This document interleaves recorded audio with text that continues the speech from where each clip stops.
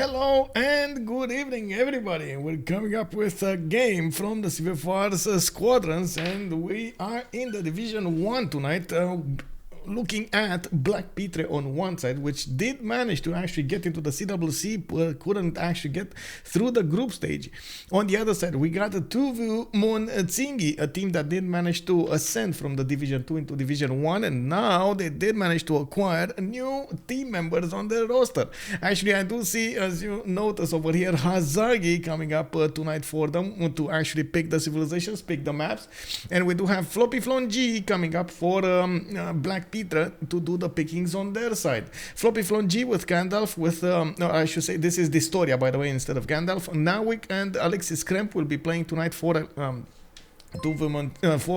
BlackPitre, and on the other side, IceLuc, Apology, Tamlyn and Hazaggi will be the ones with veux mon Tsingy. Thank you so much, Momiko. Much appreciated, sir. 20 months. Oh my God. Thank you, sir. We do have the map pool choices started up here. It looks like still we got the Highlands taken out immediately. And it does seem like we still need to take a look. Continents and Islands, Pangea, Primordial, Seven Seas, and a Terra map. veux mon Tsingy equals TVMT, Teenage Mutant Ninja Tsingy. yeah, the TVMT indeed. What can I say? They will need to protect the Tsingy as much as possible from BlackPitre, because, man, the clown will get in there and will try to snatch it. We've seen the logos earlier, and as you've seen, the graphics are starting to be quite nice. In the map pool choices, we do have Seven Seas and between choice between Seven Seas and the Pangea. And from what I do see over here, they're just it's gonna be Hazaggi with the choice here. We do need to see how they're gonna end up doing this. What are they gonna do? What are they gonna pick? A much more sim map, but at the same time naval, or it is gonna be much more warlike? It is gonna be naval sim map coming up for Seven Seas. Very nice. Well, we do need to take a look over here how they're gonna do the active ban phase. I'm pretty sure we're gonna have quite a few bans available for them, and as you can see, 6 of them need to be chosen in the first one. Usually on these maps you do see a lot of naval civilizations taken out, but also something like Mali should show up. Something like Mali, some Zulu, we might see them being in the first 6. Of course, the players will try to get some advantages from civilizations that will need to go for the victory condition, and we do have quite a bit of experience on most players over here for that victory condition. And there we go, they're taking them down. Russia comes out as the first civilization taken down here. Woo-hoo-hoo. Yeah, it got taken down, boys. Not so fast. We do need to see also Hazaggi taking the second ban. Actually, it's quite a surprise over here, and I don't want to put it up on the screen. Let me see. Can I put it really quickly on the screen here? It's quite a surprise, the new team members over here of TVMT. BlackPitre is going to field in the CivFR Season 11, Mikado, Frizzil, Treyur, Dechevre, and Distoria, Floppyflong, Alexis Krempp, and Nawyk, while on the side of veux mon Tsingy, we do have Bamaki with Apology, Petit Pascal, Tamlyn, Tirhab, IceLuc, Gabzu, and Hazaggi. And yes, indeed, we do have no Peter for the BlackPitre. Well, they will take also Maori down, and this is something that we've seen so many times in the CivFR Squadrons. We do have a few civilizations being banned. Of course, the new China, Yongle, and at the same time Sultan Saladin is also banned. I'm expecting them to try to pick something like Mubande. It starts to be, or it's either going to end up on the ban phase, or it's going to end up on the pick phase. It started to be quite a favorite over here of the players, but we've seen it's a high power with a lot of cities on the single continent, and we've seen its low power when it actually doesn't have that much space or has a triple continent split and so on. So we got both sides of Mobanda over there to look at. Looks like in the ban phase we do have 2 more civilizations taken down. It is gonna be on one side Kublai China, on the other side Mali. Okay, I mean both of them are very good simmers. Big news, by the way, for you guys. China did not get banned in the Premier League. Did not get banned. That is quite a surprise over there. We're gonna need to see how things will turn up, and I'm pretty sure we're going to need to see how things will develop over there. I understand that there are quite a few nerfs that are coming with the BBG and also some buffs, so we do need to see how the meta will change after, of course, CWC ends. 2 more civilizations to take out. I do have to point out only one civilization with a coastal bias over here, Maori, did get taken down, and it looks like Mobanda is going to be the next one to be taken down here.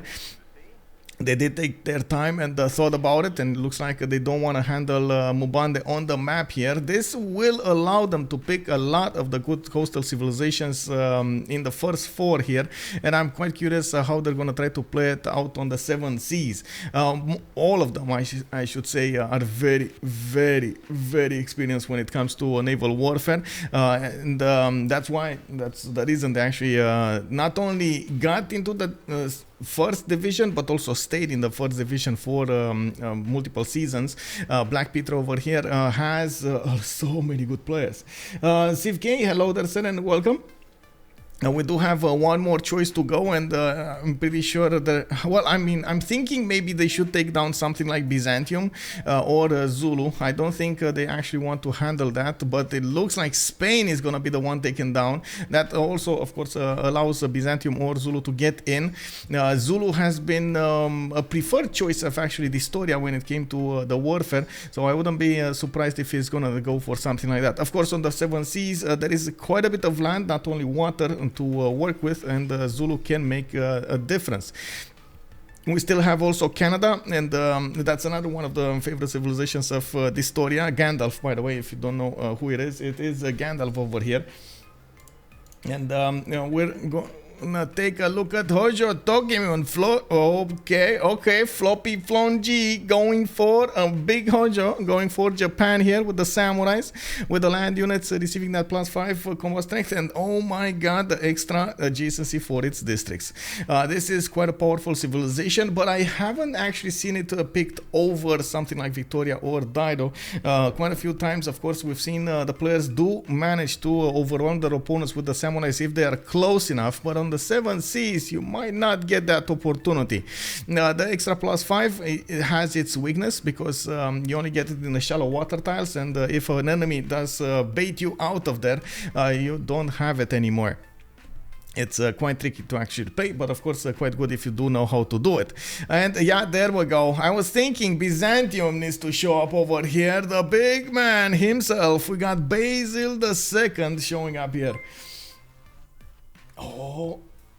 Good evening and thank you for the amazing content, as always. Less than 3. Oh, thank you so much, Cleozine.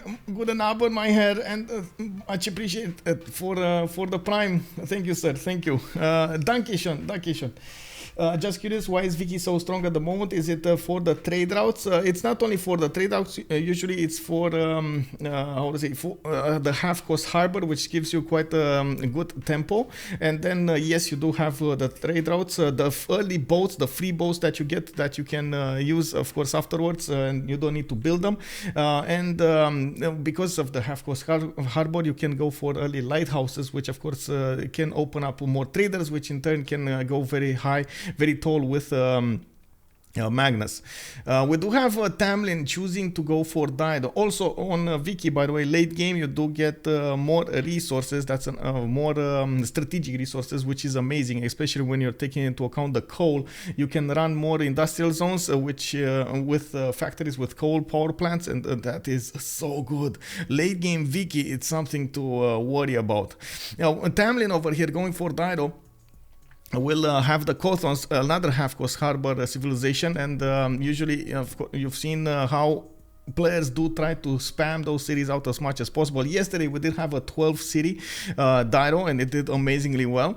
We do also have Hungary picked up by Distoria, and yeah, Hungary definitely. Chaos dealer over here can do so much damage, can do so much chaos on the map with its ability to levy the city states and send those armies with the new upgrades, the latest upgrades on them.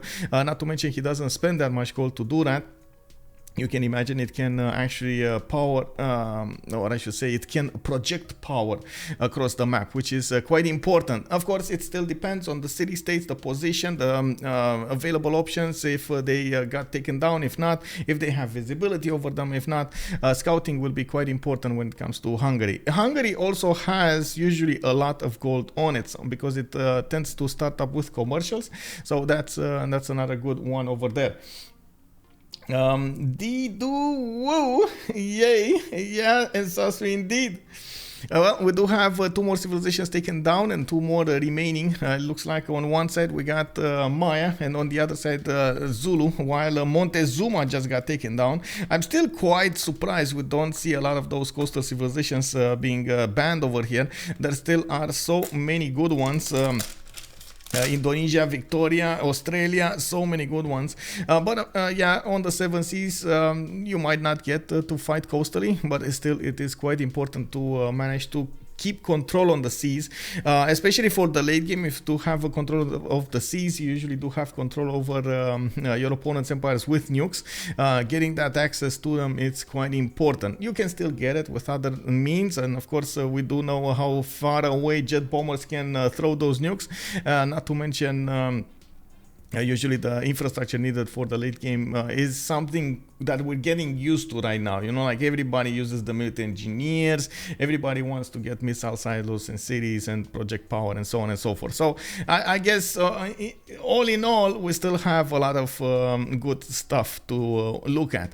We do have Catherine de' Medici coming up here with the Black Queen, and of course the extra diplomatic visibility will be quite important for her. Now we do need to see how she's gonna manage to do this in the next one. In this game, well, it's not gonna be available. Catherine de' Medici, unfortunately, not gonna be a part here. Can you imagine both French teams took out Catherine de' Medici? What? Really? Wow. Okay. I mean, it happened. Anyway, they still, maybe, I don't know, maybe they can pick Eleanor or something, you know. But I don't think so. I honestly don't think so. After we've seen somebody try Eleanor, it didn't go out that well. Apology is going to go for Gaul, he's going to go for Ambiorix, and this is going to be something that we're going to need to take a look at. Ambiorix over here, we'll have a challenge to keep up with everybody in the production, or everybody else will have a challenge to keep up with Ambiorix, depending on the spawn, depending on the game here. I'm looking forward to see exactly the result there. Black Cathy, OP. Yeah, the Black Queen over here is definitely OP. I do think it's quite strong. Nawyk with Alexis Krempp will be the next ones to pick here. Also, it looks like since Zulu got taken down, Alexis Krempp will need to figure out something else. I would really be amazed if they do go for something like Ethiopia over here. Would really love to see something out of the box being picked by them, or something like Sweden, but by the looks of it, they're trying to play it safe.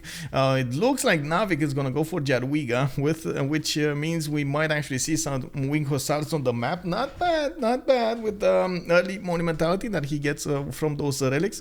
He can do quite nicely.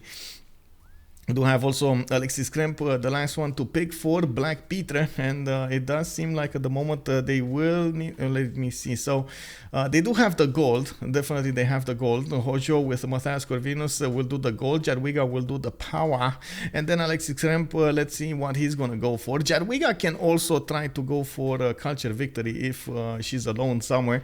With those reliquaries from the beginning, with the extra relics that he gets, he should be able to generate early tourism quite fast. We're gonna need to see how this is gonna go though.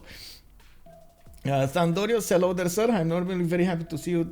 You are streaming today amidst the bitter cold of the Canadian. I am extremely happy to watch you do your streaming. And thank you so much, sir. And I guess I hope it's gonna be warm inside and everything.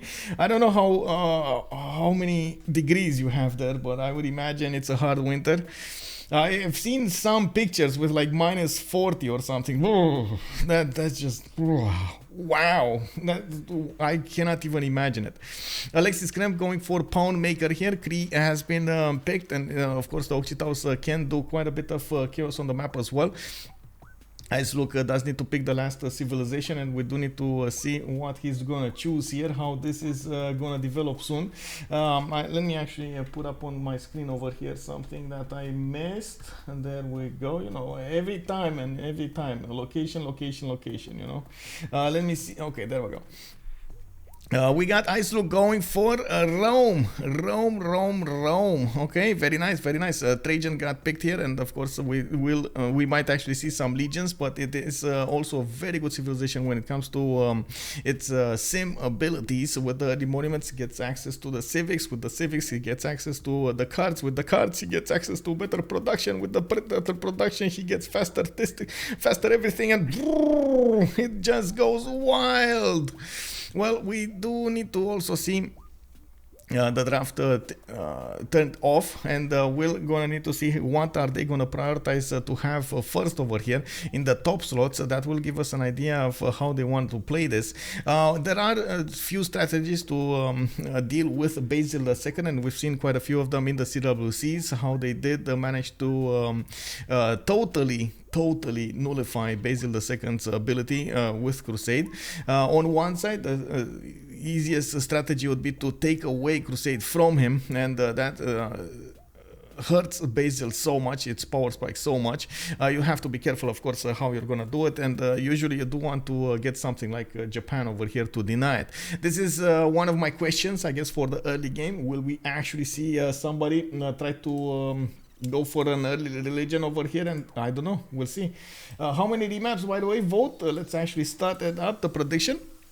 We will have a pause at turn 8, and we're gonna need to see who's actually gonna get this going. Bam bam.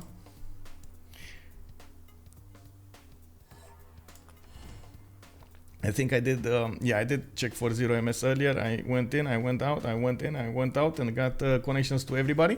Okay, so Distoria is gonna play Hojo. We do have Tamlym coming up for Rome. Hazaggi is gonna be on Basil II. Oh, wait a second. Matthias Corvinus actually coming up was the first one, so they're gonna prioritize the merchants.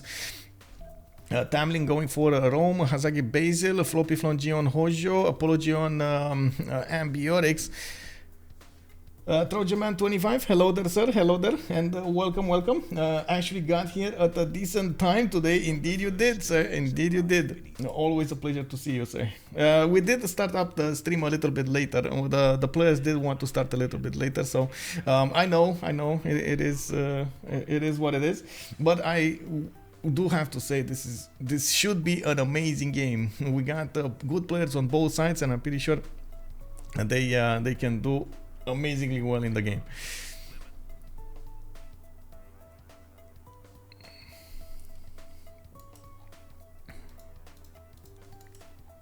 Okay, let's see. Oh, actually the map doesn't look that navalish. Let's check out each of the civilization spawns and see who's actually going to be on the coast there. Looks like Dairo is not going to have the big coast, but he's going to have this inner coast where he might need to fight Poland. Yes. Oh, bad boo-boo.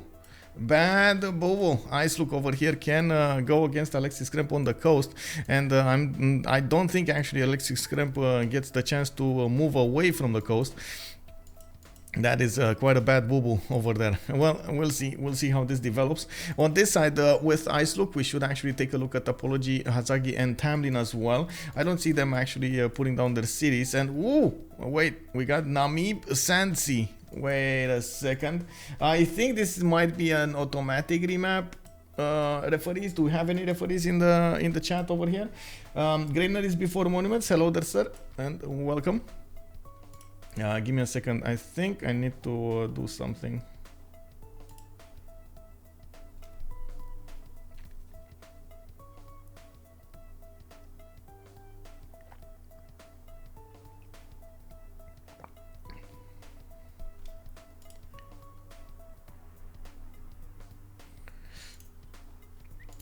We need more granaries. Yes, the Leon 75. Good evening, sir. Granaries over monuments.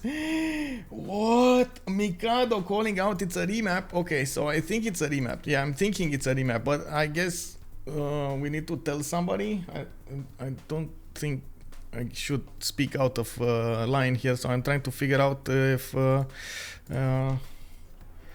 sir, we have a problem. BBS Wonders activated in the game BlackPitre versus TVMT.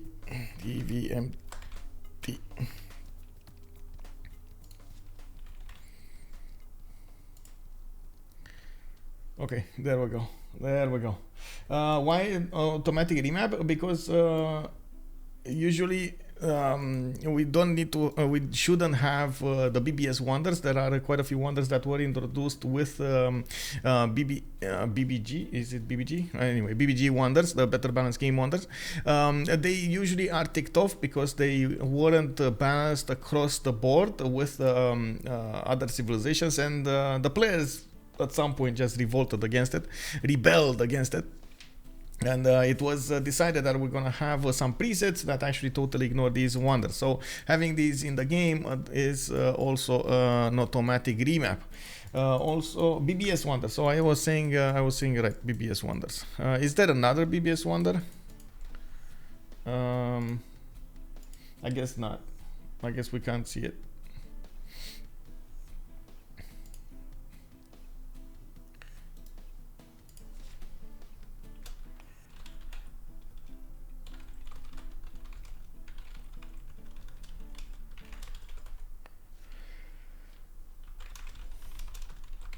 Okay, just messaging somebody else. Yeah,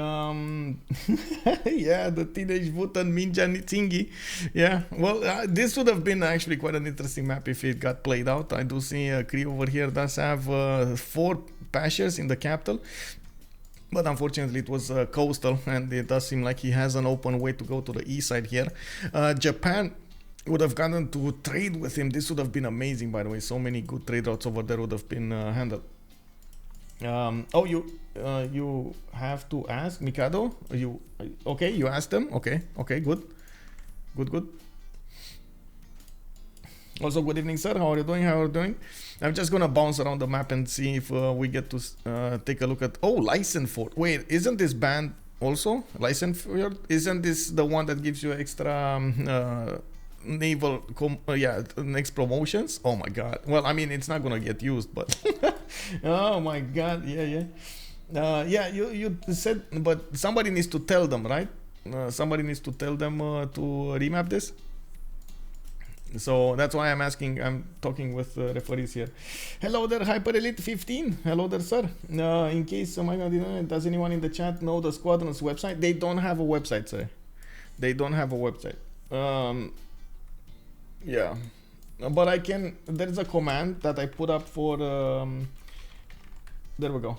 CivFR. So you can check out this command. It's usually my title whenever we play. Division 1 links, Division 2 links, Division 3 links. Okay.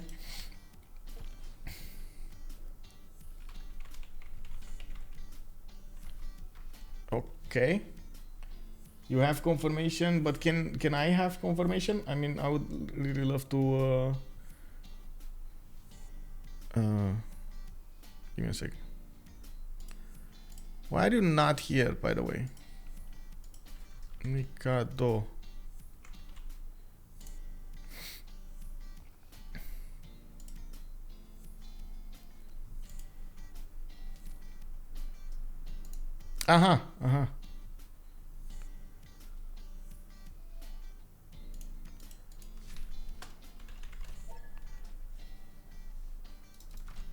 Okay. So that's okay.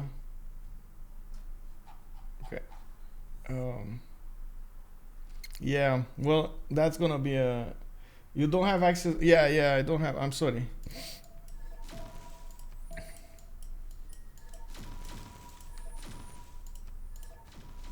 Okay. Thank you, Mikado. Thank you. That helps. Thank you.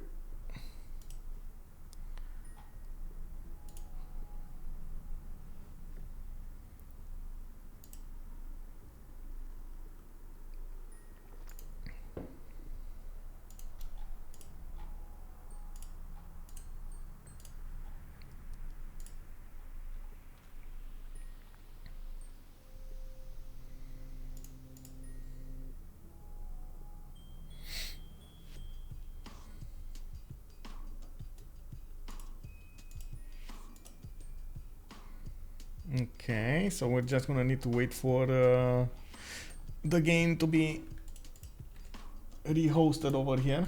Floppy, I believe it was the host. Let me actually take a look at his profile. I didn't see the profile. Oh, there we go. There we go. We got it here. Insert witty comment. Hello there, Hyphen8. Thank you so much for the 6 months, sir. Thank you, sir. The standings don't seem accurate. I saw D-Shark win the other day. It shows them a 0-3. Wait, you saw D-Shark win the other day? Did they? Give me a second. I wanna get in and finish this.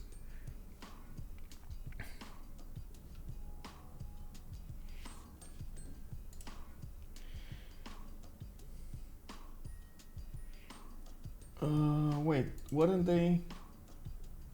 Give me a second. Are you sure it wasn't looking for D-Shark? Okay, I'm getting to my spot. I do need to double check the 0ms and then I'm gonna check out the scores there. Yeah, I know I put it on my YouTube and I was looking at the game, but I totally forgot the result here. So give me a second. Need to. Oh my God! Come on, Mr. Drive. Let's go, Mr. Drive. Wake up. What is it? Not this one. So it might be in the previous ones. Give me a second. D-Shark versus SPA. I think SPA won that, honestly. Right? D-Shark versus SPA. Yeah, I was watching this. Give me a second.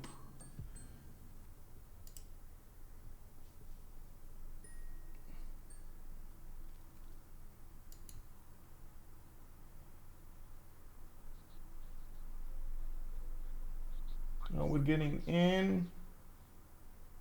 Yeah, they won. SPA won this, I believe. Yeah, SPA won. I just know I put a lot of thought into putting my points into them, and then they won. Okay. Yeah. Maybe it was another D-Shark game. I don't know. The one I saw, it might be different. I don't know. Honestly, I don't know. And I'm not sure without looking at every moment over there. I'm not sure of everything. We're streaming quite a few games. Give me a second so I can set it back up as it was. There we go. That's a big C. Indeed, this time it's going to be... And the connection over here for another one. Look at Poland actually allowing... Oh my God, that's not actually a good Polish spawn. He's going to have a challenge over here on his land. We got Byzantium on these seas as well. And Poland, of course, as another... how to say? As another... Holy side nation will have a problem.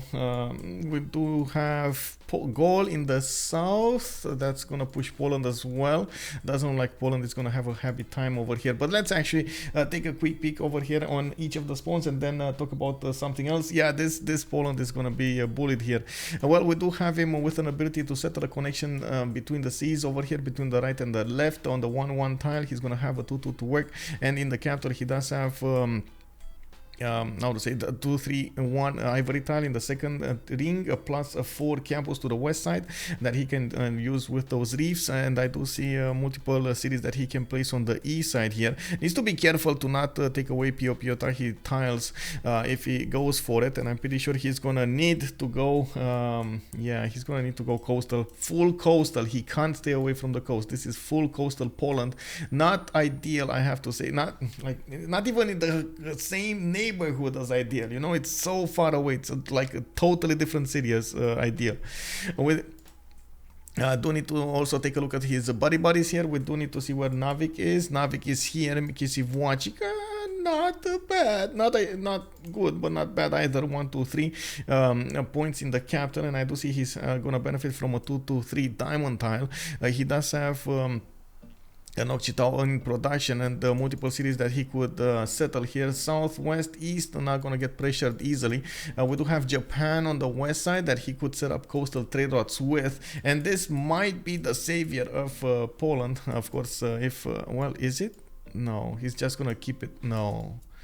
No, there's no saving Poland, honestly. There's no saving Poland. Unless, you know, what's the only way Poland actually survives here? If he keeps on the east side. If he just totally ignores the west and doesn't settle a connection city. Maybe that's gonna work, you know. Maybe that's gonna delay the takeover of his empire significantly.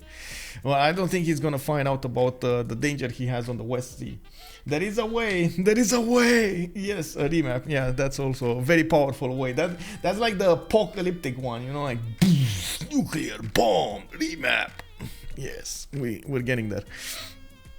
We do want to take a look at Japan here. Floppyflong G does have a 3-2 banana, good harbor, multiple tiles to work to the east side, and I do see, of course, Cree over there to the east is gonna give him so many good trade routes.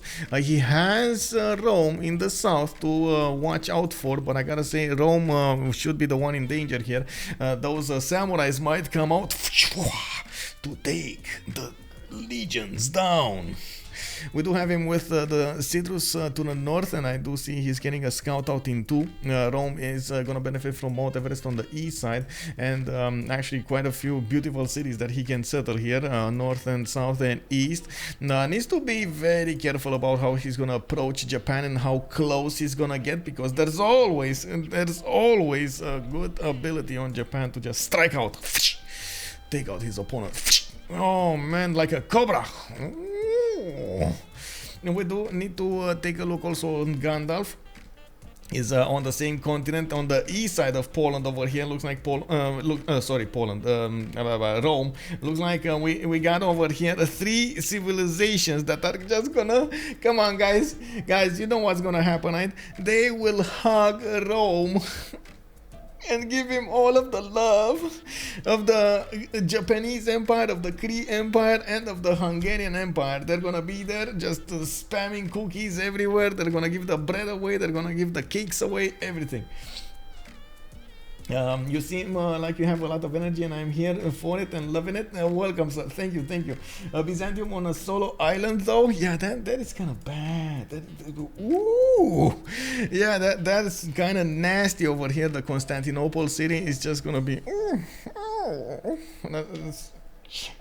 Androm, good evening, sir. I don't think Poland is in a bad spot. Japan is under pressure, but yeah, Japan is under but wait, that's not his that's his ally actually. We were more worried about the south. Poland does have a Gaul in the south, first of all, apology, and then Byzantium on the west side. So if like Poland sets up a coastal city over here, he's gonna be smashed with those boats, and then if he tries to go just keep on settling on the east side, he's gonna end up fighting against Gallic units. That was the big issue, but of course we do know Poland does have wing hussars. Can actually do quite a bit of damage, quite a good power spike if it gets that culture going. So, you know, all in all, it might survive over there. Byzantium on a solo island, yes indeed. Magyar levy 3 CS near Rome too. Oh my god, can you imagine if he actually gets Preslav, Bandar, Brunei, and Johannesburg at the same time? He's Gandalf over here. This story is gonna do so much chaos in Tamlyn's land. They met each other, man. This is the meetup of the year over here between Floppyflong G and Tamlyn. They're gonna go against each other. They're gonna start punching each other, and we're gonna need to see who's actually gonna be the one coming out with the less damage. We're turn 8, we're just walking into turn 8 right now. I think we actually saw all of the spawns, right? Let's actually take a look at IceLuc for a minute here. Oh my god, IceLuc is on the same seas as well, so oh my. Yeah, I mean, same seas as Byzantium, same seas as his opponent there, but he's also close to Cree on the west side, so he might need to take care of this western side on the land as well. He does have goodish cities on the coast, a lot of fish tiles, quite a few reefs here, not bad, and we do see he can connect his economy with Hungary in the south. Oh wait, that's an opponent. No, not Hungary. Hungary opponent. Oh, he's defended. Oh, look at that. Beautifully defended by a mountain range over here in the south. Doesn't need to worry about anything here. So what do you think, guys? What do you think? Is this gonna be a remap, or is this not gonna be a remap? Let's go indeed. Yes, I always have my energy drink. It's called coffee. Yes, and I believe that's one of the reasons. You know, like we as how do you call us? We as entertainers on Twitch, we actually need to be as hyped up as possible, especially when we're getting comments on the games and so on and so forth. Like, don't you feel like it's a little bit how to say it? Boring when you actually have somebody, oh, you know, like this guy is gonna do this and this is gonna happen, and yeah, I think like in 4 turns, let me do the math over here. I think we have like plus 4 plus 6 and plus 10, yeah, well, yeah, that is like plus 20. I mean, yeah, that is definitely gonna be a strong empire over there. Let's actually take a look a little bit later, but yeah, and moving forward, we do need to take a look at La Venta. You know, don't you find that like a bit like, you know? Yeah, I need to be myself. Yeah, and yes, well, I'm training myself a little bit to be like this. To be honest, it takes me a while to get into my my persona, my feng shui over here, because you know, on the rest of the day I'm like, you know, like I put out everything these 3, 4, 5, 6 hours depending on what the game is, and the rest of the day.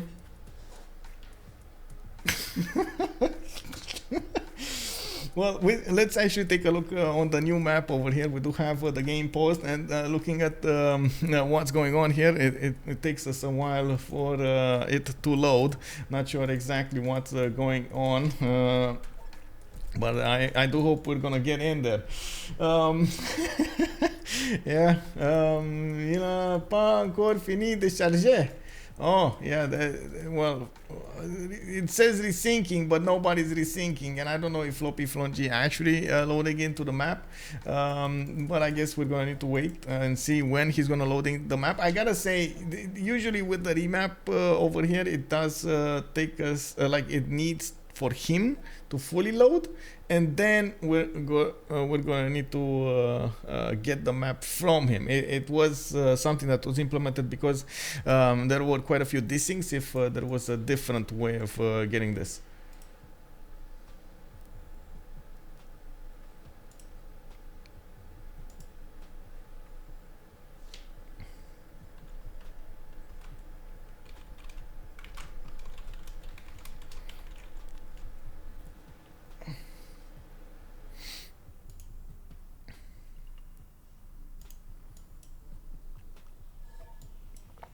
Hey, Star Spanky, bună seara, domnule. Well, let's see.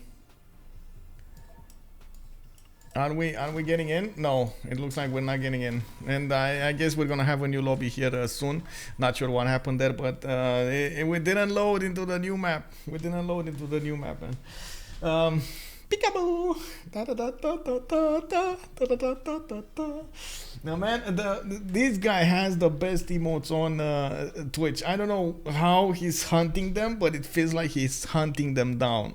Definitely the best emotes, the most, how to say, animated ones and energetic ones. And they're not, you know what I love about this? They're not actually the casual people emotes like everybody uses. They're actually those ones that are, you know, like, their identity is different. It's amazing.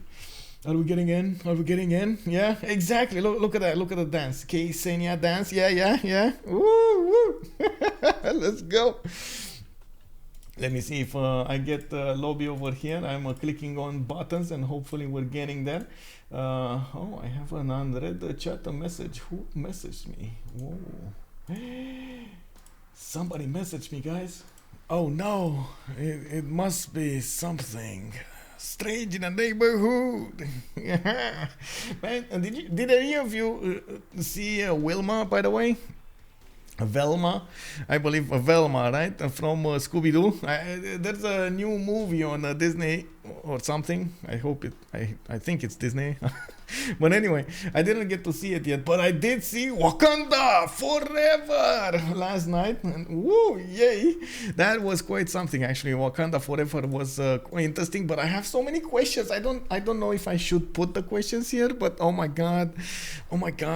I feel like, did you guys see it? Did you not see it? Can I put up questions or not? I think if I put out questions from my mind, I'm gonna spoil stuff for you, so I don't want to put up questions. No spoilers.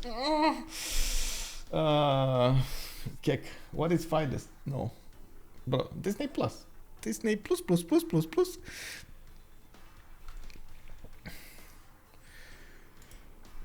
You watched it. Oh, did you like it? That's all I need to know.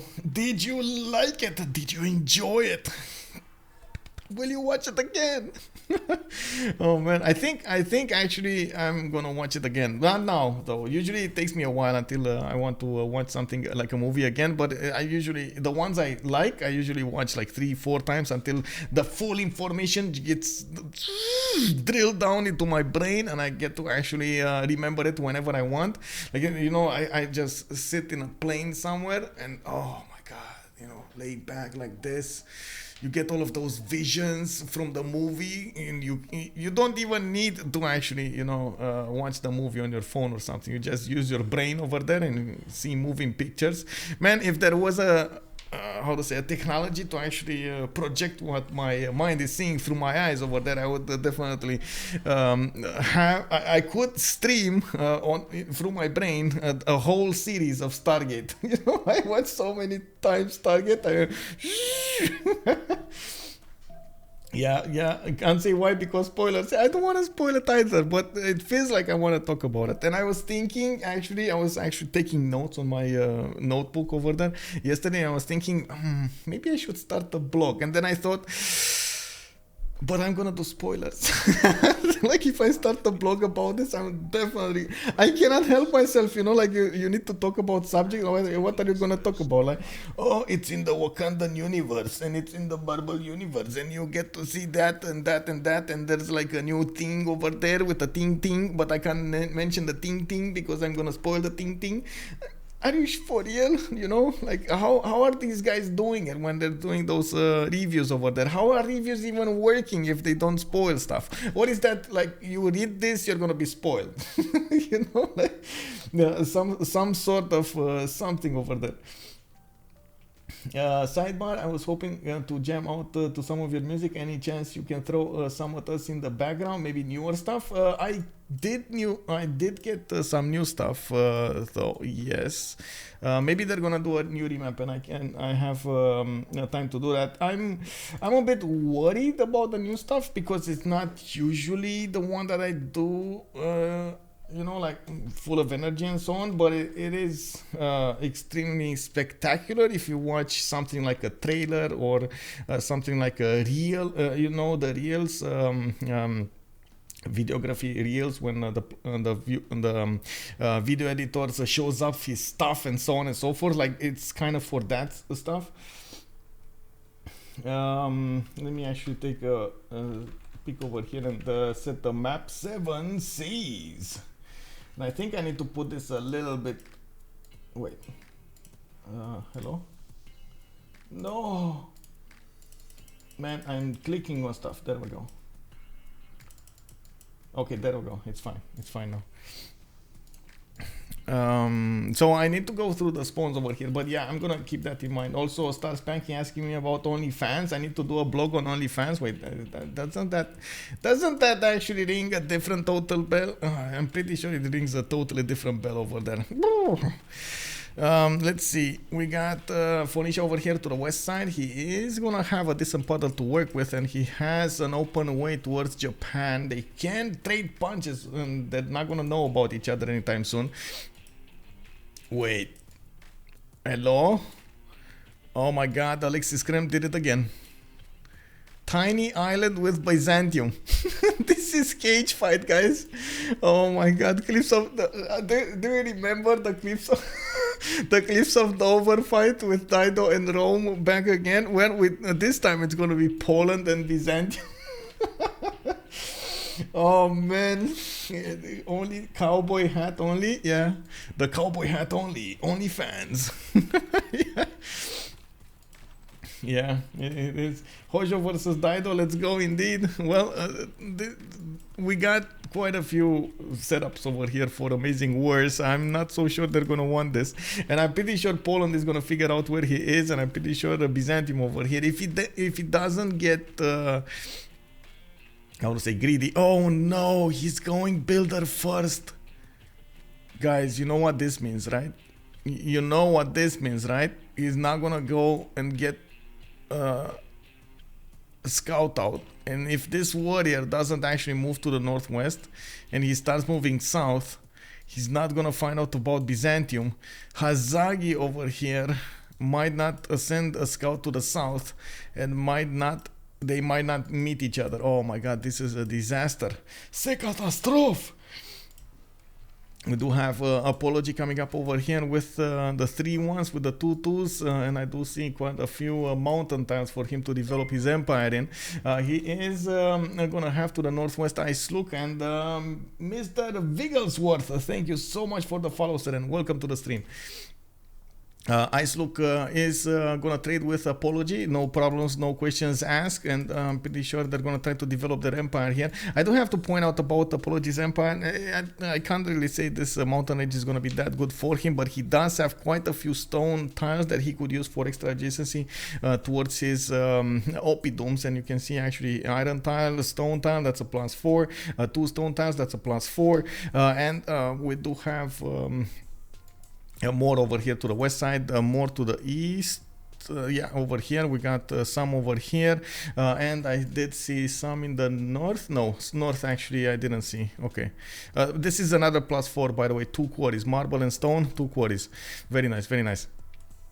Well, so all in all, it does look like this is going to be an okay-ish spawn for Apology. Now, we do need to take a look at also Rome. Where is Rome? Rome is over here to the north side, and seems like he's going to be all alone. No, he's not going to be all alone on this. Wait, Byzantium? Is Byzantium going to settle the olives? Oh. Oh. Oh, man. Oh man, the muscle zone Byzantium just got a lot bigger. The muscle zone Byzantium just exploded over there. You can hear the crack in his clothes. Oh my god. Have you seen how something like the big guy, who's the big green guy from the Marvel Universe? Is it the Marvel Universe? I think it is, like the Hulk over there. This is exactly Byzantium right now.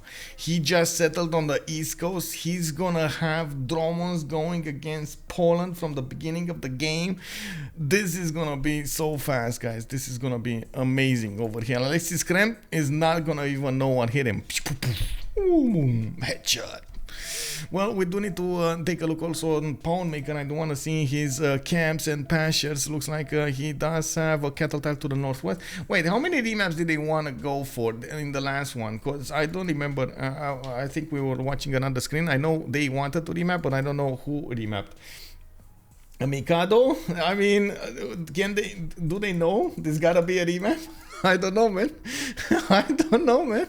I mean, we've seen worse. We've seen worse. Worse spawns played. And oh my god, they're not gonna beat each other. Check this out. It's turn 4. I guess he can get here, here, and then here. So it's like what? 1, 2, 3, and 4. That's it. He's not gonna get the vision unless this scout goes south, which, well, honestly, it can be. He can get here, 2, 3, and that's it. Oh, they're gonna meet each other. There is a chance they're gonna meet each other at turn 8. Just on turn 8. Let's see. So that's 1 now. 6 is gonna be here. 7 is gonna be here, and 8 is gonna be on this one. So they can meet each other. Oh, there's a chance. Whoa, this is a chance. Does anybody remember, by the way, who remapped the first one? Do we know? Can we know, please? Do we know? Let me actually put something new over here. Where is it? Oh, molding space and time. For some reason yeah. Anyway.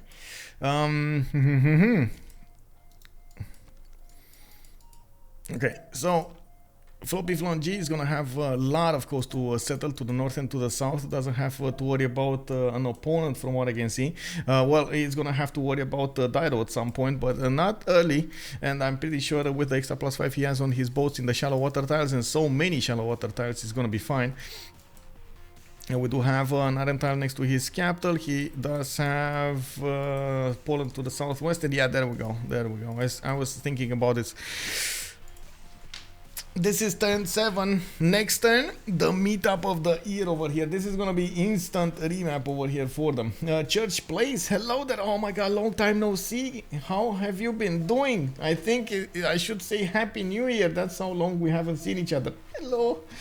Japan's Toe Circles looks yummy. Oh my god, yes, 4 tiles over here that would get that extra production. Very nice, very nice. There we go. We got Hazaggi just moving in and not allowing Alexis Krempp to move forward. We do have a settler coming up from Hazaggi as well in 3 turns, and this would be a question if he's gonna go north or south, and if he even gonna do something like that. Remain here. We do have Tamlym in the north that could help Byzantium get some coastal trade routes going, or of course Rome will want some. Bandar Bunei is a city-state that unfortunately only has a 1 tile vector of attack. That's not gonna be that easy for him to take down. And look at how fast this remap is gonna go. Check this out, guys. I think the biggest question is, do they have a remap? Do they have a remap? You stay lagging? Oh, good to know, sir. Thank you, thank you. I like when city has the team name. Now come, that's not every game. It's because usually somebody actually needs to set that up, the host, and they just forget about it. I'm sorry. You hope you have a remap, but probably not. Yeah, I don't know. Because honestly, they voted immediately. And you see Hazaggi, Tamlyn, IceLuc, and Apology are thinking about it. I mean, honestly, there's like no reason for TVMT to remap this. Yeah, there's no reason for them to remap this. Oh my. Okay, I can put up that song you were saying, by the way. We got 5, 4, 3, 2, no remap. Okay, so it's 3 minutes, guys. 3 minutes. 3 minutes of song. We got a request over here. I'm gonna let it be, and you guys judge. Let's actually put up a quick poll over here.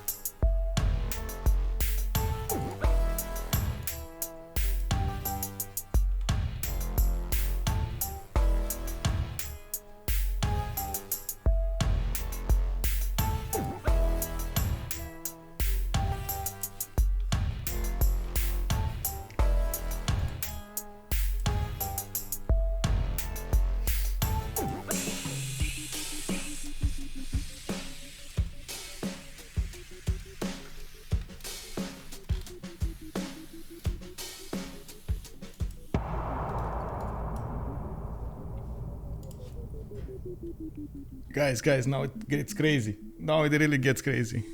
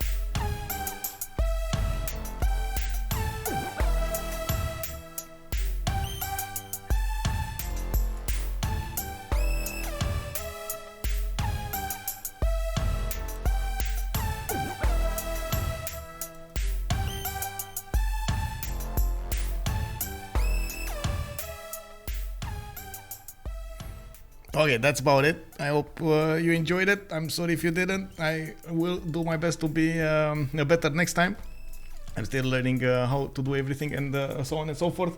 Yeah, I guess you know it is what it is. I had so much energy through me in the last few weeks that I had to get out somehow. I had like stress and so on and so on, and this is one of my some of the ways that I use to actually de-stress myself. So yeah, a lot of memories and so on goes to pour and feelings goes into these songs. But anyway, come back to this. We do have Byzantium moving in with the 4-0 settle towards Poland. Alexis Krempp is gonna need to defend against the Dromos over here, and Hazaggi is gonna be the one dealing the damage. Gaul is coming out from Constantinople. We do have Krakow. Yes sir, I did. Professionals only. Thank you sir. Yes sir. 2 days ago I did it. We do have Krakow coming up with holy sites in the city center, and it does seem like he's gonna have a bit of a problem here. I don't think Hazaggi is gonna fool around with his own holy sites. He's just gonna go up to Poland cities and gonna start smacking those down. Looking at the spawn over here of Hazaggi, we do have him with an iron tile in the second ring. Does seem like his horses are a bit too far away in the fifth ring over here to the northwest, which he is gonna need to settle. More galleys coming out of his city center, and the second city will be over here to the south.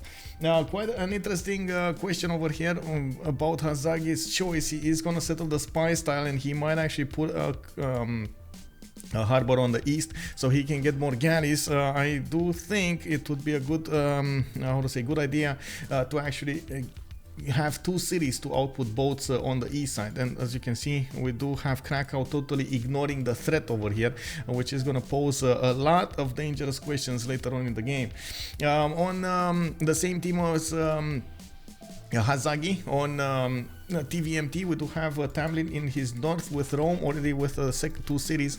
Rome is going to get a third city soon, and from what I can see, he's also going to benefit from a 2-3 deer tile from the beginning of the game. He does have horse tile to use in the second ring, also iron tile in the east side. He can put out some boats if he needs to, so he can help out Byzantium, even though I'm pretty sure the Dromos should be enough for Hazaggi to do the damage there. Hello there, Brody Butthead. A big shout out, by the way, to Brody Butthead. I was waiting to see when you're gonna pop up over here. I didn't want you to hear the big one. He actually picked up the first promotion in the channel. Thank you so much, sir. Basil will stop the Husarmageddon. Yes, he might do that, exactly. Yeah, we do have Rome with an ability to set up coastal trade routes with his ally over here in the south of Byzantium, and he's also going to need to do some form of defending against Floppyflong G. We do have Floppy as an opponent on the same seas on the east side, which I think actually Floppy is kind of underestimating his position. Now that he got scouted by Rome, he is going to be known by Phoenicia, and he does not know about Phoenicia. This is going to be a significant problem for him in the later parts, in the mid part of the game, or even in the beginning. Whoa, LPQI. Why did he settle a freshwater city, non-coastal city over here? Come on, bro. I mean, I know you didn't have very good tiles over here to use, but really? Why you do this? Oh my god, he could have settled the north. Now he's settling the north. He's going for the north side. Anyway, we do need to come back to we need to take a look at Phoenicia over here in depth. He already improved the fish tile. He's going to need another one so he can get his boost towards celestial navigation. I do see him getting a third monument here. He has a 3-2 banana with a 4-1 tile of wheat tile, and quite a few cities on this coast that can be settled. I also noticed that he's not going to be worried about the east, and there we go. Gaul actually is going to be to his southeast. He has somebody to trade with if need be. Even though it is on the land, it's still good for him to trade with somebody.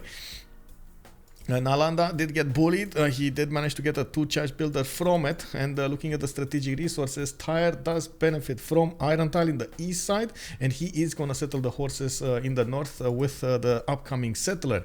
Well, looking at also the last civilization for TVMT, we do have Apology coming up with a settler in 2, moving to the west side. I mean, oh sorry, he just finished that settler with a builder in 2.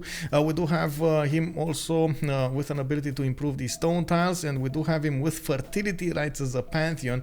Interesting choice to go for fertility rights. He felt probably that he needs a lot more food throughout this empire, even though he did have quite a bit anyway.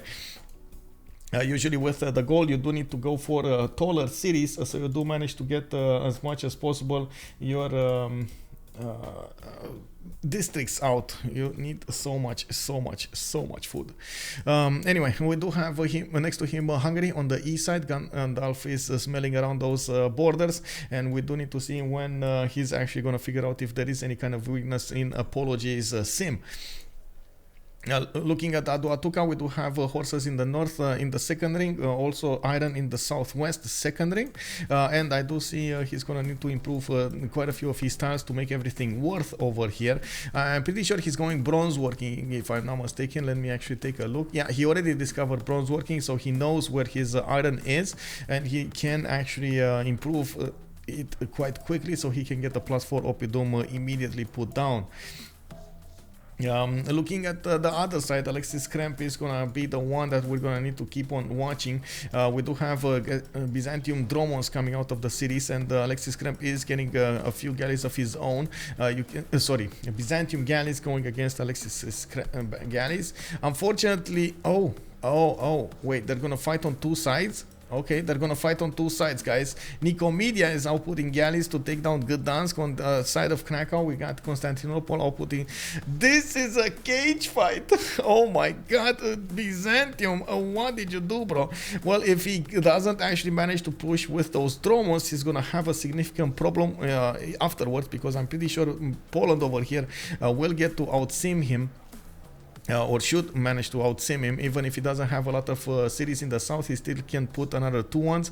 He can put cities on the east side here, over here, the Gypsum Wing said me, and another one over here on the 1-2, and he did manage to get a decent amount of faith generation going. He's gonna get a relic, he's gonna get reliquaries, he might get even crusade away from Byzantium, and also with Arcades he's already getting a decent amount of faith. 8 faith a turn at the moment for Alexis Krempp. You can imagine that is gonna be quite powerful in the next part of the game here.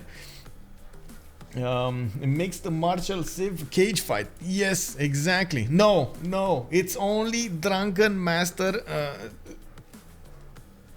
cage fight. Only drunken master cage fight. Did anybody see that movie? I also I wonder if he will regret the Earth Goddess pick. I don't think so. What do you think he should have done here? Maybe some initiation rites, or maybe some stone circus? No. Open sky? No. I mean, he does have 3 extra faith there, but I don't think that's good. Victor going in Krakow. He's getting that Holy Site Prayer project going. Very important, by the way, to get as soon as possible the Great Prophet, so you actually get the relic quick enough in your empire. Oh, this is gonna be massive, by the way. This is like rock, paper, scissors, lizard, Spock. You know, we have been talking about this. Oh my god, that's a problem.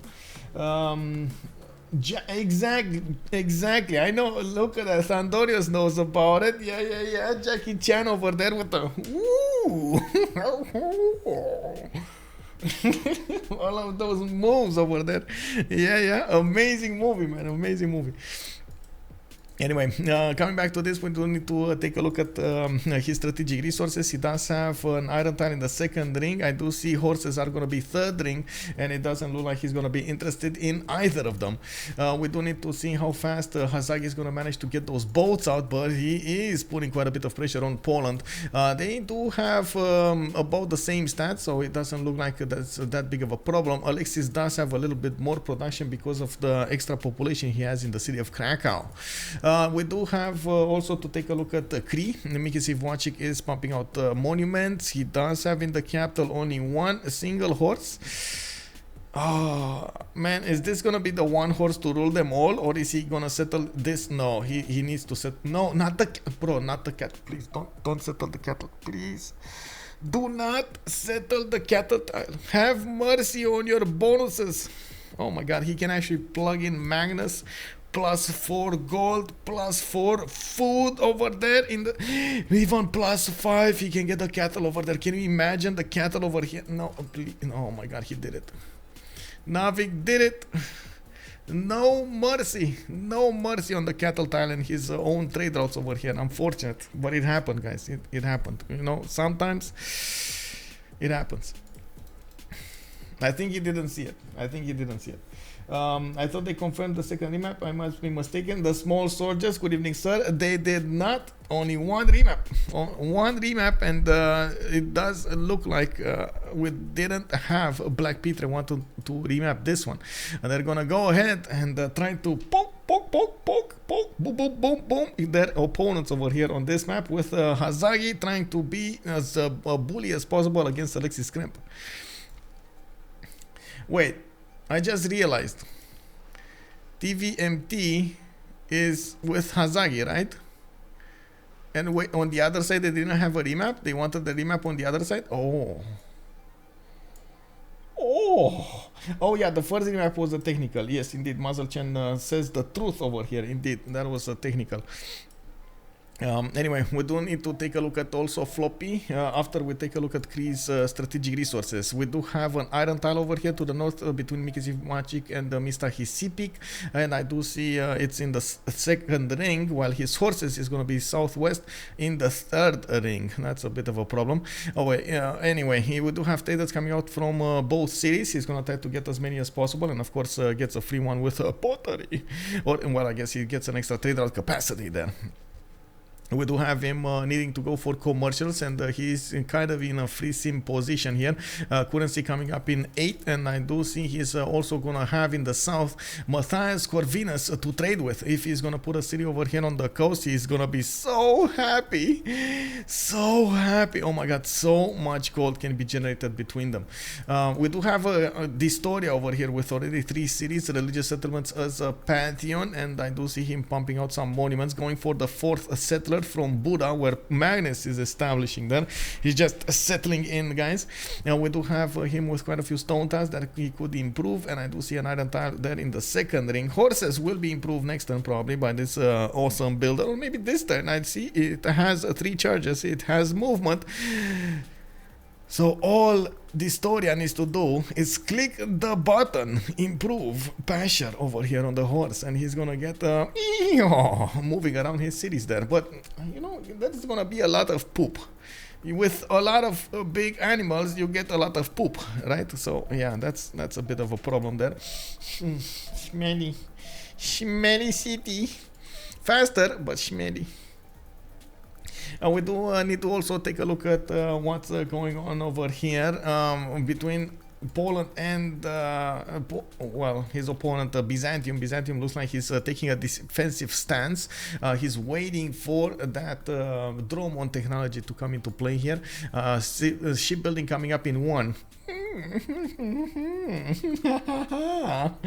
Yeah, man, who would have thought we're gonna have drones coming out so soon?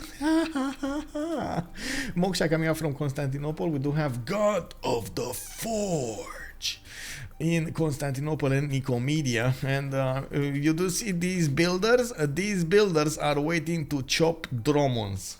This is what he's doing. Momiko also asking us about Polish religion. Defender of the faith with a +3 and reliquaries. Relics will have a triple yield of both faith and tourism. I gotta mention, we do not have, I repeat, we do not have a religion, a holy site or whatever at the moment for Byzantium. So even if he's gonna spread, he's not gonna spread his religion. He's just gonna take out units. Hazaggi is gonna be on a warpath here from now on. Circa Sessian, good evening, sir, and welcome. At last, we may see some proper Dromon action. Yes, did you get your popcorn ready? Yes, soon. let's actually put up the team labels on the map so we do know exactly who is who. Left side, right side. Let's see. Left side is gonna be TVMT, veux mon Tsingy. Coming up tonight with IceLuc, Apology, Hazaggi, and Tamlyn. And on the right side, we do have Alexis, Krempp, Nawyk with Floppyflong and Gandalf, or I should say Distoria, playing for the BlackPitre. There we go. Popcorn ready. Ameno. Dromon's coming in the water. Ameno.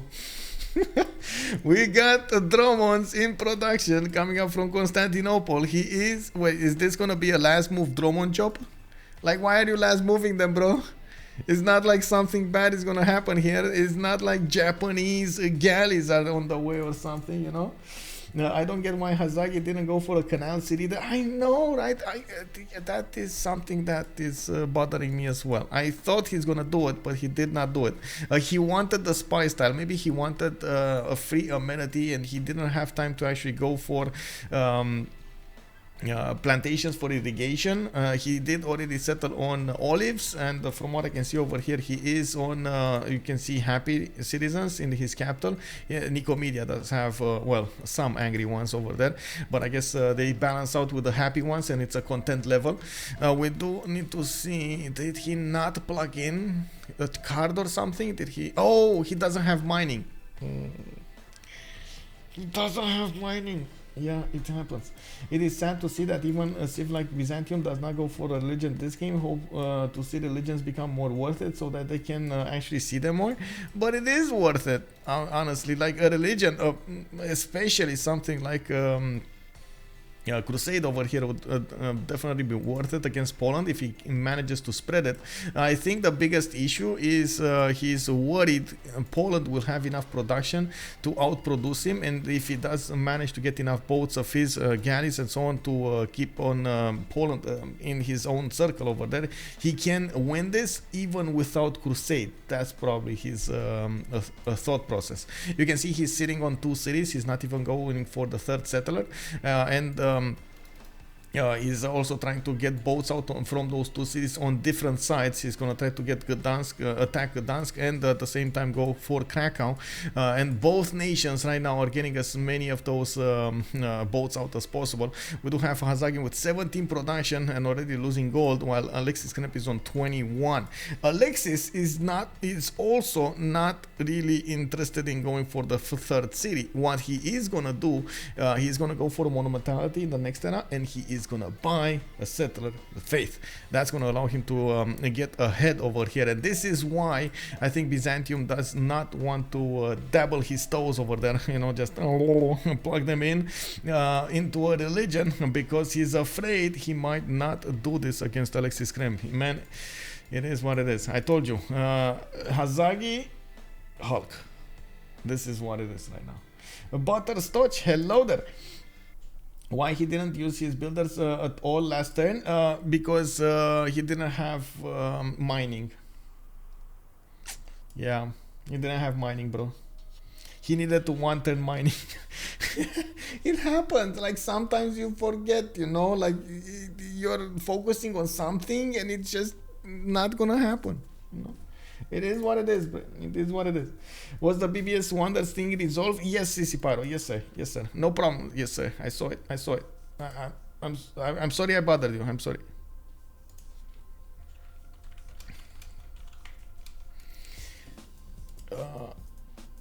We're gonna have quite a game over here on our hands, and yeah, it is gonna be quite something. That explains it. Yes, indeed. So Dromos coming out from Constantinople, from Nicomedia. We do have to see if he's gonna get more builders. Hazaggi will need to get this forest chopped as well. I don't think he has enough time to go for anything else. And from what I can see, he does have a warrior inside of the city of Constantinople to help him boost that city strength. Now Rome did put some galleys to stop the flow of Japanese galleys into the cities of Byzantium. They're gonna try to force this into a 1 versus 1 versus 1 versus 1, and or I should say in 2 1 versus 1s instead of 2 versus 1 over here. And I think they're doing just very well over here. Hazaggi is starting to pressure Gdansk. I'm pretty sure he cannot shoot the city of Gdansk with the cliffs in the north. We are 10-28. We do need to see how the city-states are spread out throughout the land over here. We got Zanzibar, Brandar, Brunei, Cahokia, coming up for the gold city-states. Cardiff with Auckland. Ooh, Auckland is gonna be actually providing those production points. We do have Nalanda with the science points. Armagh and Yerevan will be the ones providing that religious benefits, and I'm pretty sure Alexis Krempp over here is gonna be Nalanda. Sorry, Armagh. Can we be friends? I send you gifts. I send you envoys. Can we be friends? I will very much like your religious bonuses, please. We do have Kumasi and Rapa Nui and Antananarivo coming up for the culture, and I always like this one. By the way, why Antananarivo does have a raccoon? Is this a raccoon? Because it looks like a cross between a raccoon and something like a mouse. I don't know what this animal is. What is this animal? Have you guys seen it? Like the animal of Antananarivo? A lemur. Wait, is that actually a lemur? Okay.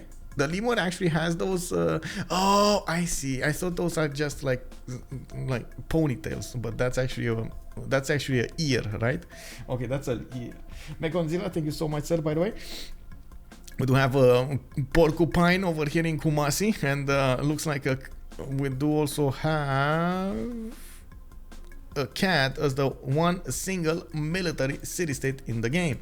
We do have also Dromos coming up in the south. You do see Hazaggi can actually get another one. 2 more from Constantinople. Hazaggi is chopping as many tiles as possible, so he can get those in there as soon as he possibly can. Poland might actually go for Victor III over here, so he can get his extra promotion on his galleys, and of course get a +3 over here on his galleys as well. I do see the garrison commander already activated, and we do have 2 more turns for him to pick that monumentality up and start spamming those settlers and builders everywhere. Faith in the future of the Polish nation. Well, we'll see if that actually will survive over here. I wouldn't hold my breath, guys. I wouldn't hold my breath. Like at this point, we got so many of these Dromos coming out to row your boats towards the Japanese city. Well, sorry, towards the Polish cities, that I wouldn't actually hold my breath that those are gonna survive there.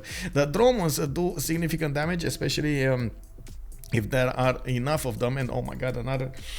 Why it does every time I talk so much my nose itches? Brr. Yeah, must be something from my brain. We do have God of Harassment picked up by Phoenicia. Looks like Gaul did go for fertility rights earlier. We did have religious settlements here, and the 5 cities soon enough for Dystoria.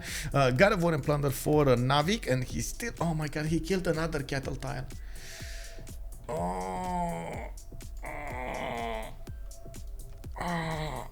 Not the cattle, bro. Not the cattle. Man. What can I say? You know, sometimes it is what it is. Well, we do have Dromos starting to attack from the south, and they're gonna start to pepper these galleys with their shots here, with their arrows, taking them down from afar. Byzantium will need to start shooting as soon as he possibly can, and you can see he's not only dealing the damage in the west, but also dealing the damage in the south. The jaws are gonna clench around the city of Gdansk. We do need to also take a look at their era score. They do manage to get the era score for the next threshold. We got 31, 26, 25, 31, 25, 25, 21, and 19. Hungary just made it to that threshold. He's also putting down quite a few commercials over here. He is the only one at the moment that he is actually going to get merchant points after he finishes it. Damn. Oh no, never mind. We got Cree over here making some competition. They're from the same team. Looks like Rome is putting down harbors, and he's going to make competition for these great admirals. We got Rome on 3, we got Phoenicia on 3, we got Japan on 1. This might or should ring a bell over here. Ring my bell. On the eastern coast, we do have Floppyflong sending one of these scouts in the form of a galley, trying to figure out, fee, fi, fo, fum, I smell the blood of Phoenician scum. Where is he? Where is he? And of course, you can see Floppyflong is trying to figure it out. If he is gonna figure this out, you can see the capital is exposed. Oh no! All of those Phoenician galleys will need to actually be built into caravels and sent towards the Japanese land to reap the benefits of his capital over here. Is he gonna be forced to do an army, do a naval power on the west side or on the east side? Yes, he will. Yes, he will. We do have Gdansk almost taken down. Looks like the Byzantium galleys are getting in there. We're turn 31 and now they're starting to choose their oh my god, this is on all in, guys. Byzantium over here, all in. Can I no, you're asking if he can save Poland? No, this is no. I mean, I guess he can try, but no. I'm honestly afraid to put up the prediction. I'm gonna put up the prediction anyway, but I'm afraid. I know you guys are gonna vote really quickly. And man, TVMT, and on the other side, BlackPitre. You guys have formed an opinion already. I'm gonna put it, you know what? I'm gonna put it for 5 minutes. So we don't actually, you know, we might not have 10 minutes or 20 minutes or 30 minutes for this game. Hello there, Monkey Wazaru. Hello there, sir. No crusade. This was just natural spamming of Dromons. These are just, you know, naturally born and bred and fed Dromons that are going against Krakow and Gdansk. Yeah.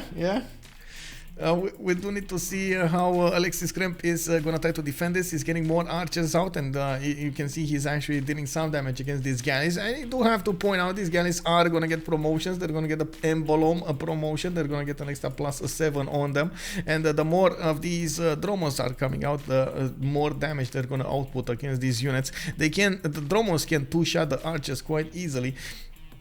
And Hazaggi is going to have a very hard time, Alexis Krempp is going to have a hard time keeping up with this. We do have a holy site coming up in Constantinople right now. 3 turns to finish. He will need to do a few projects to actually get that going with Crusade. And we got IceLuc, Pen, Brush and Voice Golden Age with already 4 cities. Is going to be on his 5th one soon. And it looks like he's eyeballing this, not this cattle. Man, bro, why are you stepping away from the coast? Your title. I don't know why. I mean, I guess he's I understand, you know, cattle tile. Man, this cattle tile is as good as the other cattle tile. Please, like, don't make a difference between the cattle. Cattle is cattle.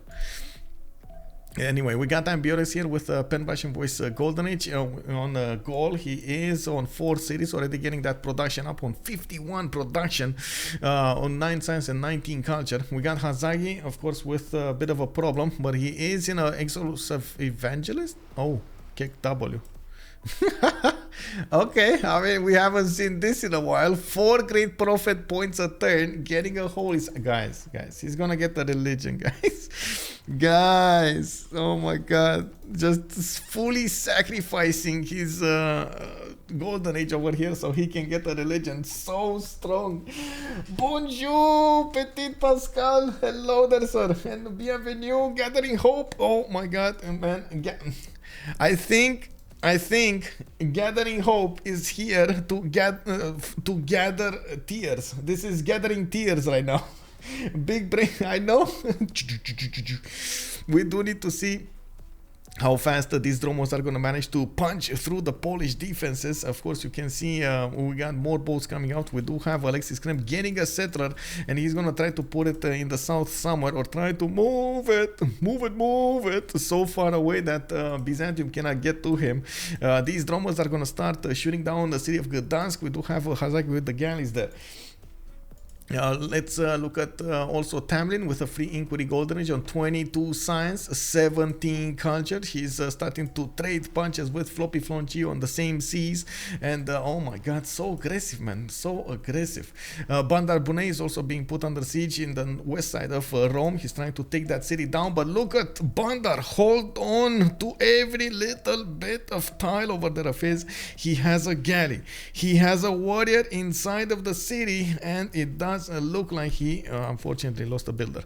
Oh no, the city is not under siege. More of these warriors are being built by Bandar Bunei, trained in the last seconds, and the Nawyk over there is trying to figure out, can he snipe that city or not. We do have on the other side Alexis Krempp with a monumentality golden age. He is getting 30 faith a turn with 7 science, 8 culture, and like I was saying, he does have one of these settlers that need to move. He's gonna try to move it on the eastern coast and try to build a wall of galleys in front of him, so he actually stops Byzantium from moving there. You can see Alexis Krempp 1 turn away from shipbuilding. Nawyk with a pen brush and voice golden age, pound maker, sailing coming up in 1. We do have Cree over here with still 3 cities, but man, those cattle tiles, bro. What did they do to you, bro? What did they do to you? Anyway, he's gonna have the one single bonus of gold in the spawn. Man, he's calling spawn diff. He's actually calling spawn diff when he had a +4 bonus in his second set. Oh, please, man, please. Oh my god, if man, Nawyk, if you take a look at this, please respect the cattle, bro. Respect the cattle next time. I would have imagined you would have respected the cattle. You did not. You took out 2 cattle tiles. They could have made you so great over there. So big muscles, so big brain, so big gold. Like, oh my god. You know, like those heavy chains, the gold chains, you would have worn those, bro. Yeah, Nutrition Intense, good evening, sir. Hello there. Kinky Dreads, hello and welcome. We do have also Floppyflong with a free inquiry gold rage on his side. He's trying to keep up, of course, with Rome over here, while Rome is just sacrificing his galleys against Bandar Brunei's walls. We do have Fukuoka getting more of these galleys out, and did he find? Oh, he found the biremes. He did it. Phoenicia over here coming up with 1 bireme to meet the Japanese galley in the water. Now we do have Floppy actually committing more to the eastern coast. He's gonna get another settler on the May style, and we do see he did figure out he has all of this coast for himself. We do need to take a look if he's gonna manage to get to caravels as fast as Tamlyn is gonna get the caravels. The moment he's going for currency? Yeah, he's going for currency, while Tamlyn is already on mathematics in 3 turns. We do have the settler getting to safety over here on the eastern side, and I'm pretty sure Alexis Krempp is gonna want to get it safe. Well, I'm thinking, does he want to get it safe, or does he want more cities? Does he want to get it safe or more cities? What do you think, guys? Does he want it or no? You missed the bet? Yes, I'm sorry. I had to put it really quickly because it was dangerous, man. It was dangerous. Well, we didn't know. There was a significant chance Byzantium would have just punched through the defenses of Poland over there. Tidos, good evening. Hello. Well, we do have a Gdansk over here getting more of these archers, and I gotta point out these archers are actually not that strong. We got also Alexis punching out his way of this blockade over there. We do have more Dromos coming out to play. We do have another galley dealing the damage here. That is a 47 strength galley with the emblem oligarchy, and of course the bonuses of Governor Victor, the garrison commander. He is probably using Governor Victor III, so he can get the extra free promotion from it. It's quite an important one. If you do manage to get it, it's quite good. You can see over here, military units trained in this city start with a free promotion that do not already start with a free promotion. Very important. Very important. Big. Very big. Well, this city is gonna go down. This city has no chance over here. Next turn, the Dromos will punch through the heels of Gdansk, and then that galley is just gonna whoop, take it down. and move it all around. Well, looking at Hungary, he's starting to get his Temple of Artemis in Eger. We do have Buddha coming up here with Audience Chamber. We got commercials also next to him, quite a few of them. Looks like he is trying to eyeball Zangian over here for the extra trade route capacity. And I do see him making those 3 great merchant points a turn while Cree is on... Wow, okay, 6.9. Man, I'm sorry, I take that back. Nawyk knows the way. Nawyk knows the way, guys. He needs more cities. If Poland loses his 1v1, Japan will get 2v1, then it's GG. Yeah, wait, Gaul lost a settler? Did he now? Did he? Because he's on 5. You think he actually went for a 6th one? Where did you see that? Did you see that somewhere? I see he's chopping more settlers out of his cities. He's no, I don't think he lost one, honestly. Like, looking at how many cities he has, I don't think he lost one. The Cree warrior over here. Okay. I think if it was the Cree warrior, he would have moved it back. I think there's a decent chance of it having it safely move it back.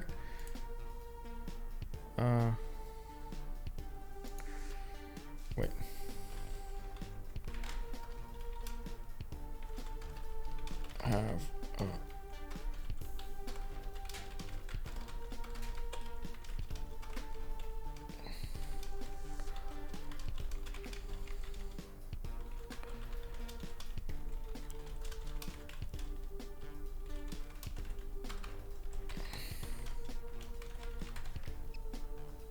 Okay, there we go.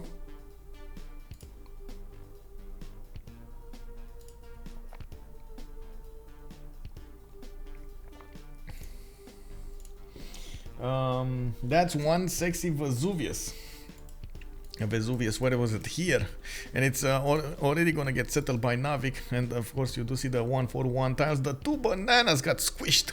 Oh, they're burnt to a crisp. Well, who doesn't like a burnt banana, right? We do have Nawyk also starting to get, starting to get his campuses going, and unfortunately Alexis Krempp just lost Gdansk and also, well, clicked ask.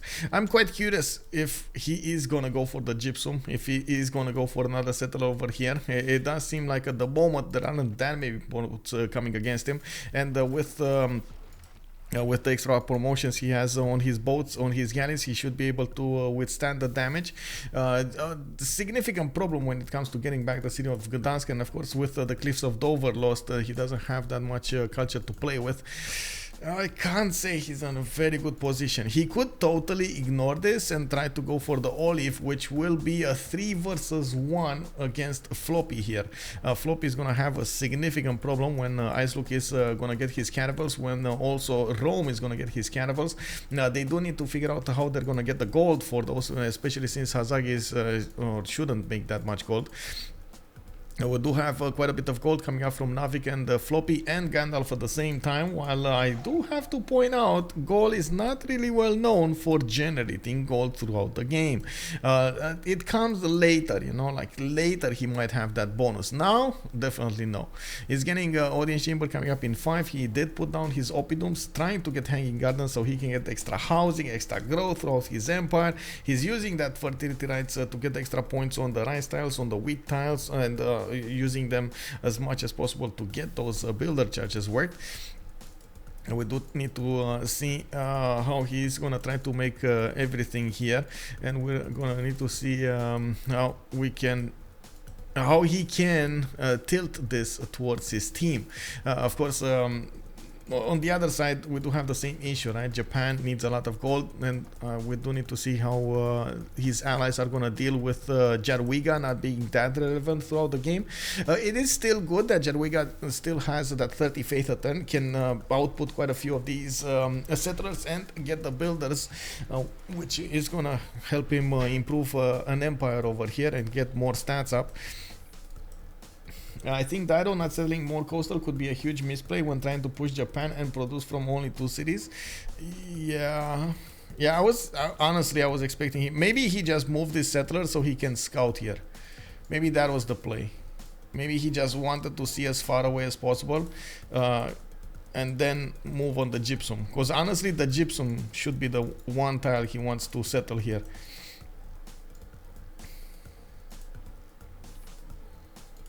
Oh well, it happens.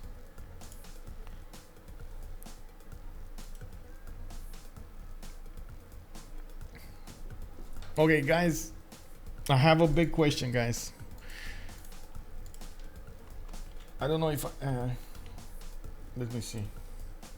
What should I drink after coffee? Fanta. Hola. Sprite or water. Let's go, guys. Make the choice for me. You know, sometimes it's hard to make a choice, bro. It's honestly so hard to make a choice, you know. Eeny, meeny, miny, mo. Oh, so many. Oh, wait, more coffee? Yeah, I can do that. More. Well, XDKHN Loader sir, Astion, thank you so much for the drink water. And yes, indeed, thank you for reminding me. Everybody tells me to drink water. It must be a sign. Go lobby directly. Okay, Hazaggi is saying that somebody's host. Maybe I should host or something. I don't know. But I guess yeah, it's a relobby right now. Right, meow. Maybe that settler actually moved. Wait, did he mismove? He needs to do the same moves, right? Tito's, I don't know if he actually got it or not. I need to ask.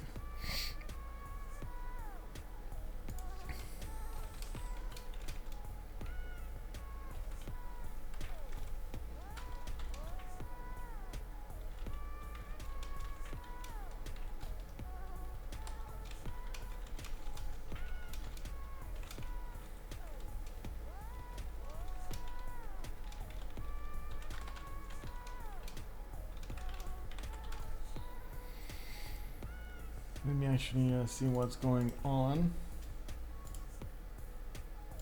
Click. Oh, it's joining. It's joining. Let's go.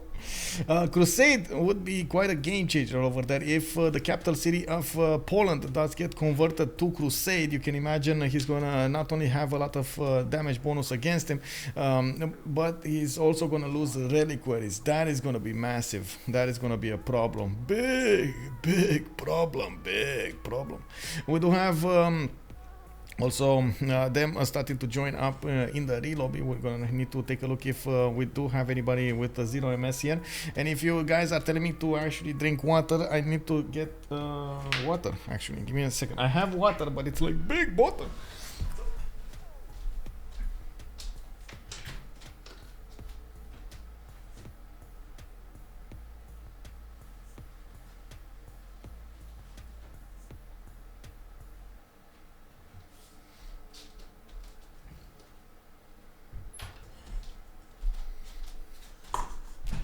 You know, whenever I drink from a big water bottle, and especially that's one of the reasons I don't drink from big water bottles during the games or something, during when I stream exactly, because I always imagine, you know, you guys are behind the screen over there and you're like, chug,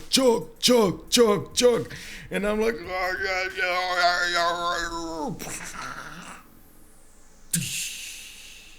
I don't know, man. Like, that seems like a lot of water. Drinking 2 liters of water feels a bit too much. You know, too much. Let me see. Can I put actually? Yeah, I can put some water here.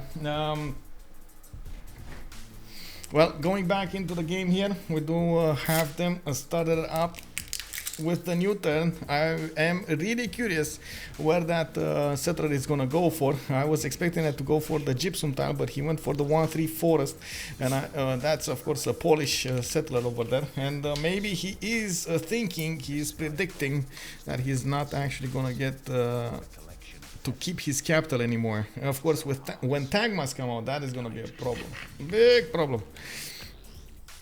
Bigus problemus. Okay, so one city remaining from Krakow. He has 2 more settlers on the east side, and yeah, you know, settler is still here. Okay, settler is still here. That's big boo boo. Big boo boo. So it looks like they went for the next turn. Okay. Crusade. Do we have Crusade? We still don't have a religion coming up from Byzantium, and I think he should be close to getting one. There we go. I think this turn, when this turn is gonna roll over, we're gonna see Byzantium get a prophet, and he's gonna get a religion. Whenever he's gonna start taking down units, he's also gonna spread that religion in his opponent's lands close to that unit's death. We do have Alexis with still a few galleys, and he's pumping out some more. He is getting pushed here by Byzantium with multiple dromos. The dromos are getting promotions, making them extremely dangerous, while Alexis is going to need to be very careful how he's going to actually keep his units alive. Well, Hazaggi is having none of it. He's actually attacking with those dromos from the north, taking those weak units down from Poland. While Alexis Krempp at the moment is trying to figure out what is he gonna do here. We do have Japan in a situation of 3 versus 1 situation, looking at Rome to the northwest, looking at Byzantium to the west side, and looking at Dido on the east. IceLuc is gonna need to actually get to cartography to be relevant over here, to try to push as much as possible Japan back into his cities. Japan did also manage to get God of the Sea, or is this Auckland? God of the Sea. He got God of the Sea. Got it. Okay, God of the Sea over there. Monkey Wazaru, those new cities will convert very fast. Yes, they will. And we got Monkey Gaming coming up from Constantinople. Let's see, choral music with Crusade. He's gonna get that extra +5 into foreign cities, and there we go. Warsaw did get settled. Alexis Krempp is trying to get more galleys out of that. He just bought a builder, and he can chop the galleys out. Of course, the galleys are not gonna have the Governor Victor bonus here of an extra promotion on them, and we do need to see if Japan is going to try to do some damage here against these units of Byzantium. Looks like he needs a lot of chops, and he's trying to get a lot of boats out. It's not managing to do everything at once, which is a problem. Like looking at the science difference between him and Floppy, we got Tamlym 31 science, 20 culture, while Floppy is on 23 and 17. Yes, Floppy is going to get 2 more cities, and he's going to try to get those harbors out, but oh man, it's gonna take some time for him to do so. While in the meantime, Tamlyn is just let's go, boys, choo-choo, cartography incoming. We do have campus coming up from Ravenna. That's a +2 over here. We do have Rome coming up here with the 7th population soon enough. He's probably going to want to put a campus there, and I do see he did go for audience chamber. Doesn't go for more cities. He wants to stay on so few cities so he can hit that caravel timing as soon as possible. Circassian, why is the Polish galley not attacking the adjacent Dromon? Mostly because he can't really do so, and he's losing the ability to heal. If you attack, you don't get to heal anymore. And I think Alexis Krempp just wants to keep switching around these units, so he gets to pop the heals and keep these alive as much as possible. I don't think he can get out of this. It's only about Japan trying to push back into this. But anyway, we do need to see if Hazaggi is going to manage to deal some damage here and convert the cities. I think Alexis Krempp needs to be wary about his opponent getting that religion, and I don't see he has enough faith to buy some missionaries out, or some apostles out that could help him convert back his city. Oh, that's it. That's it. That Warsaw city just got converted. Gdansk is converting soon. Krakow, okay, it's only on 3 population there. It's gonna convert soon. We got Nicomedia converting soon. Okay, that was an easy galley. 4 dromos, 4 level 1 dromos attacking. And then boom goes the religion. Yeah, well, I'm sorry to say, bro, but you got a big problem on your hands. The biggest of them all. We do have IceLuc coming up with the bottoms from the east side. He's being met by one single Japanese galley in the water, and of course it is shallow water, so they do get the extra bonuses. I'm quite curious if he's gonna go and take out the fish. Yeah, look at this shift enter over here. He's gonna shift. Oh, too late. Oh, was that a switcheroo? He's actually attacking Osaka now. Okay, get a new bite him in there, and Osaka is trying to get a builder out. No, Floppy, come back, sir, come back. We do have Phoenicia also getting a horse here to escort his settler towards the north, trying to get as big and as wide as possible. I think, honestly, this is a bit of a mistake from IceLuc. This is forgiving his opponent for fighting on the west side, honestly, and putting cities on his coast. I think at this point, I'm pretty sure IceLuc could have been a lot more aggressive here. Maybe he's not planning on it, but he definitely could be a much more aggressive, taking out Kyoto, taking out Shizuoka, Osaka with caravels, and keeping as much as possible Japan stuck between two seas. I'm pretty sure he's also conversing with Tamlyn, and the Tamlyn is telling him, don't worry, I got this. I will get my caravels out. They will smash my opponent, and you will be fine over here. But you know, that's not always what happens, and we do need to see if Floppy is going to get enough gold from his allies and the technology fast enough so he can get those boats out. Now we do need to also take a look over here on Hungary's gameplay. He's one turn away from getting Temple of Artemis in Eger, with Pingala establishing in 3 turns. He's gonna get that a city with a lot of science and a lot of population very quickly. That city does not have fresh water. Does he care? He does not care. He does have multiple pastures and plantations, and from what I can see, camps available for him to get here in the city of Eger, allowing him to get more amenities, not to mention he's gonna get the housing and food from Temple of Artemis. Now we do have him with, let me actually check, a 65 production next to Apology's 73 production, both of them on the same science level on 13, and then Apology is a little bit higher, a little bit taller in the culture, but I do see now he's starting to put down theater squares, and I do see industrial zone logistics projects coming from Novio Dunum. He's going through these engineers quite fast, 4.6 great engineer points a turn. He's getting there. Oh, Osaka is getting saved here by the bell. A Japanese galley is coming from the north. He's building one from the city, and as you can see, Phoenicia is being caught between a rock and a hard place.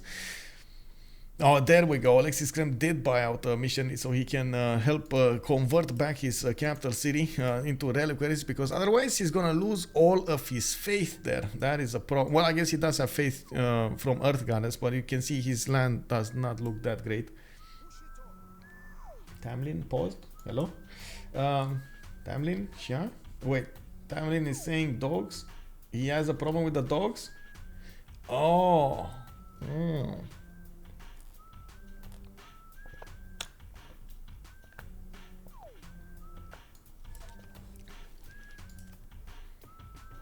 Though its face may change throughout the ages. That's a GG? That's a quick GG. Is written from the hand of wow. Okay, that happened. A quick GG coming out from them. Yay. Let's actually take a look over here. What did we have? Floppyflong coming up with the GG over here. They couldn't actually find a way out of this predicament, and of course with Poland going down the hands of Byzantium, TVMT manages to push that win through. IceLuc was pushing a little bit the mental capabilities over here of Japan. That was a problem, and of course that actually waved to his opponent, hey, I'm here, I can give you some war bonuses, so I can take out your cities. What are you gonna do? And then as you can see over here, we did have Rome with quite a few galleys of his own waiting to upgrade those caravels, had more science, had quite a bit of culture, and he was most surely the first one towards caravels. With the Byzantium Dromos already leveled up on the boats of Poland, it was quite an easy picking over here to take out the Japanese galleys. I need to actually take a look over here on, let me see what's going on. There we go. Okay, let me see. We need to go in and ask them quite a few questions. Let's hear them out. And I gotta say, we are in the French community. We're gonna hear a lot of French. We can only be thankful if they're gonna talk with us in English a little bit, but I think it is quite important throughout to actually hear their opinion, even if they don't talk in English. There are quite a few French viewers that are gonna benefit from this, so let's have some let's have a listen to. Bah vas-y, on garde. En fait, j'ai 1-2-2 par ville. J'ai vraiment aucune case travaillable et mes villes, elles sont. Enfin, je peux pas settle en bas, je peux pas settle à gauche. Puis là, surtout que t'as les Dromons qui allaient arriver sur Bouddha pour te faire chier et débarquer à Poney de. C'est pas tout de suite, hein. Les Dromons sont dans le tour chez toi. Tankinage, oui. Ouais, mais même, tu vois, c'est. Ouais, la capitale peut pas aller settle à d'autres endroits que vers le nord, donc elle perd beaucoup de temps. Ouais. Et le truc, c'est que même si T1 je settle coastal, en fait, j'ai pas de 2-2. Genre, j'ai 0-2-2. Et si je settle coastal, bah derrière, j'ai des villes qui sont coastales, mais sans 2-2. Pour mes B2, B3. C'était bon. Ouais, ma B2 travaille 5-2-1. Ah bah moi c'est ça, hein. Toutes mes villes travaillent B2-1. Et c'est même pas comme si on pouvait en acheter, hein. Il y en avait pas. Il y en a pas, ouais, non pareil, c'est... pareil, mon spawn entre toutes les montagnes sur la Gaul, c'est pas incroyable. Bon, ton spawn il a l'air correct, hein, quand même, hein, comparé au nôtre. Ça flow douce sur ta Gaul. Ouais, mais c'est loin à settle là tout ça. Et t'as quelques oppidums, tu vois, plus 4 et tout, c'est pas non plus... t'es pas sur une... de fertilité tour 17. T'es pas sur une péninsule de 4 cases, quoi. Ah, il est quand même bloqué entre les montagnes et la côte. Non, il est ok, mais ouais, mais il a beau être bloqué entre les montagnes et la côte, il a 2 fois notre place, hein. Ouais, peut-être pas à ce point-là, quand même, hein. Je pense que bah... Je pense que vous avez vraiment pas vu notre land, hein. Mais au moins, enfin, il y a aussi Dido, elle a de l'eau douce, tu vois. Ça, c'est pas trop mal. Ouais, j'ai settle eau douce sur 4 villes parce qu'elles sont toutes inland et que je mets les ports ring 2. Ouais. Ouais, mais c'est bien. En fait, il avait sa B3 naturelle sur la côte où il n'y a pas de 2-2 non plus, donc il a même pas posé, il l'a juste mis sur une rivière avec un port ring 2 plus 0. Je vous ai pas dit, mais j'ai tiré un colon aussi. Hein? Ah, ça tu nous l'as pas dit, non? J'ai bougé un colon, il y avait un guerrier Cree, je t'ai dit. Man, GG well played. That attack of Hazaggi from the beginning, he saw your warrior, instantly clicked on Dromons. Like not, what, holy sites? No bro, Dromons. What? I think he did you see my golden age? Did you see my golden age? I did see your golden age with Exclusive Evangelist +4. Yeah, amazing. That's awesome. I did it so I did not have to project for religion and I can make one more Dromon instead. Yeah. C'est exactement ce que la game que j'avais fait sur toi, Floppy, quand tu jouais l'Espagne, mais je sais, c'est pour ça que je te disais que c'était indéfendable. Bah moi je peux défendre sur la cape, j'étais confiant sur le fait que je défends la cape. Avec le oui, mais... 3 et le DEF, je prends pas ces galères de merde. Ouais, hein, je t'ai dit, Floppy, moi il prend pas ma cape. Je sais que la B2 je l'ai abandonnée, mais je fais non, ma cape il la passe pas. Peut-être si j'avais fait un truc plus préparé où je clique port d'abord et ensuite je fais les Dromons et que là j'arrive avec 2 amiraux genre Gaius et un autre amiral, là je pense que je passe, mais vu que je prends quand même du temps donc c'est même pas si off que ça je pense. Moi j'étais confiant sur ma cape, la B2 je savais qu'elle était morte mais ma cape je dis à Floppy non c'est bon ma cape je vais tenir, hein. Bon, c'est pas le truc c'est que ça me force à faire Victor 3 DOF et tout, genre je suis obligé de faire ça mais ouais, c'est ok. Je pense que oui, on a parlé de Norvège dans la draft, il y a eu des calls oui, puis après ça a rediscuté et tout, et en fait Nawyk il savait pas quoi pick, et au final il y a eu un call, bah go prendre Pologne, mais genre c'était probablement, c'était certainement Norvège. Il y a pas que, enfin Alexis aussi comment ça a été fait, c'est genre t'oublies aussi ce qui s'est passé en phase de ban, t'étais là à dire pendant 1 heure, ah non mais ils vont forcément ban la Pologne parce que c'est vraiment le meilleur, c'est le meilleur pick contre la Byzance. J'ai dit ça se met très bien contre Byzance et je pense qu'ils vont ban la Pologne. Voilà. C'est un pick qui est pas bon pour nous. Yeah, looking back at the draft here, I guess you're talking about the civs. Would you have banned Byzantium instead of Spain last in the 6th? No. Still no. Okay. No. No. Okay. Je pense qu'on aurait dû ban Byzance. Mais on n'a pas ban Espagne. C'est nous qui avons ban Espagne. We banned Spain. Oh, you banned Spain. If they first pick Spain, it's too annoying. Okay. In 7th, Byzantium having Dromons on someone is probably 1 game out of 10. Non. Israeli Peanuts. Wow. Non. C'est pas vrai ça par contre. Non, mais une game comme celle-ci, c'est une sur 10. C'est une Oui, sur une 10, game gros. comme celle-ci, T'as oui. pas de choke et tout, t'as pas de choke et tout, tu peux cliquer Dromon, enfin, ou genre y'a pas d'achat à faire dans la team. Oui, une game à setup parfait, oui, une sur 10. Mais sinon, c'est genre, je pense que tu l'as genre 40% des cas, un play. Ouais, mais c'est pas si impactant que ça, surtout quand le mec était un peu plus loin, tu vois. Parce que quand t'es un peu plus loin, t'as le temps de sortir tes ports, t'as le temps de monter en science, t'as le temps de monter un peu plus de villes. Là, des setups où tu peux rejouer sur 2 villes et où le mec peut pas se défendre, ou en tout cas pas se défendre sur une de ces villes. C'est vraiment pas Byzance, si ça se banne, c'est plus pour le scaling terrestre sur 7-6 que pour les dromons. Enfin, c'est un cumul des deux en réalité, mais. Là, le setup était pas mal parce que j'ai aussi eu une tortue sur B2 et que j'ai une Lux. Enfin, j'ai une B2 sur une épice en 4-1 qui t'a fait une tortue, donc ça me met en plus 3 avec ma cape sur une olive. Ça fait que j'ai un peu plus de science. On m'a fait des achats rapidement, donc je galère pour prendre les pauses et après j'ai envoyé des dromons. Et bon, Pologne contre ça, c'est une des pires cifs. C'est une cive navale, au moins il peut faire libre pensée, des ports. C'est même pas pire que ça, tu vois. Ça me permet de prendre des waves, de défendre ta religion toute la game. Si c'est le Japon par exemple, c'est beaucoup plus compliqué. Non, mais ça aurait été. Bah, déjà, en fait, à partir du moment où tu passes. Enfin, à partir du moment où tu passes la choke et du coup la galère ultra tôt, bah ça carry toute ta game. Non, mais je peux pas défendre la choke même si je mets des galères, en fait, c'est que des 2 cases. Donc, dans tous les cas, dès qu'il y a les premiers dromons qui arrivent, je suis obligé de give up totalement. Ouais, mais avec des scouts dans l'eau et tout, tu peux tenir pendant un bout de temps. J'ai pas construction navale avec 6 de science, gros. Oui, c'est vrai. Voilà, la choke de la cape avec Victor 3, je pense qu'il n'y a pas mieux à défendre hein, pour le coup. Là. À la limite, tu pouvais mettre un campement pour ajouter des coups de mur, mais bon. Non. Il me faut le 3ème site de gouffre de la place de la gouffre et il me faut mon lieu sain, donc dans tous les cas, j'ai pas de quartier supplémentaire.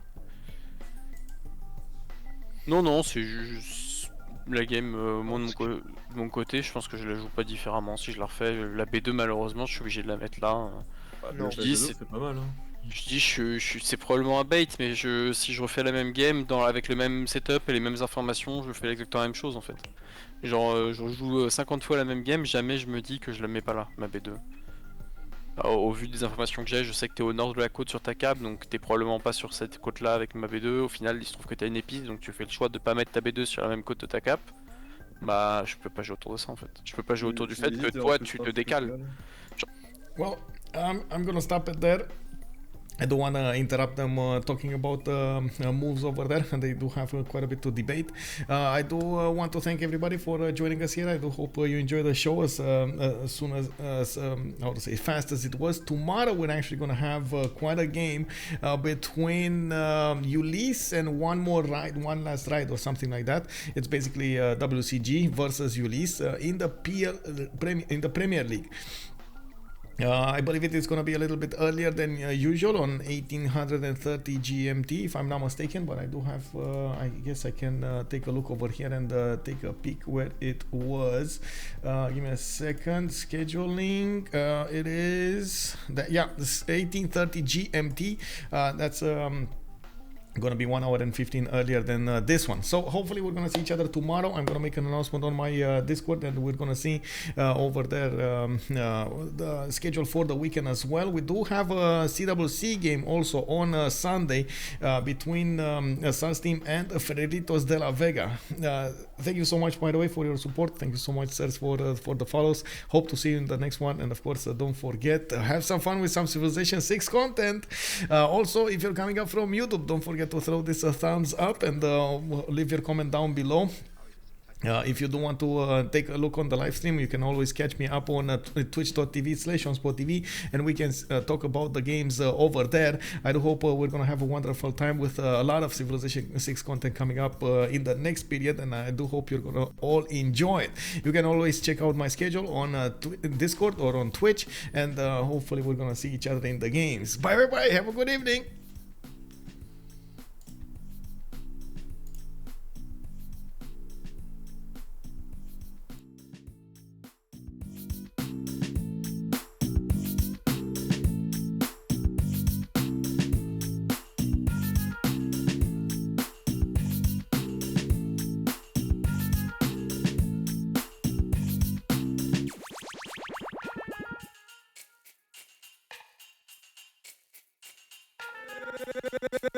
is the boogie.